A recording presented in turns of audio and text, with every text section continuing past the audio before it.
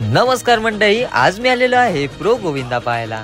आज आहे 28 जून आणि आज प्रो गोविंदाचा पहिला दिवस आहे, म्हणजेच क्वालिफिकेशन राऊंड। आज टोटल 32 पदक आहेत, ज्यातील उत्तम पदक निवडली जातील। त्यात आपल्या दापोलीचा एक पदक आहे, तो म्हणजेच हिंदुराज गोविंदा पदक। ही स्पर्धा बाबूराव सरनाईक जिम्नॅस्टिक सेंटरला आयोजित करण्यात आली आहे। टोटल 32 टीमांपैकी 16 टीम सिलेक्ट केले जातील। प्रत्येक पदकाला मॅटवर जागा घेण्यासाठी आणि नियोजन करण्यासाठी 60 सेकंद दिली जातात व शेवटच्या 10 सेकंदात पदकाची हालचाल झाली तर त्यांना पेनल्टी लागते। आपल्या हिंदुराज गोविंदा पदकाने विदाउट एनी पेनल्टी 7 थर लावले।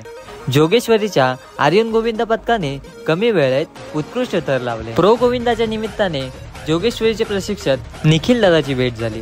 जय जवान गोविंदा पथक आणि माझगाव ताडवाडी गोविंदा पथक, जर या दोन टीम असत्या तर अजून मजा आली असती।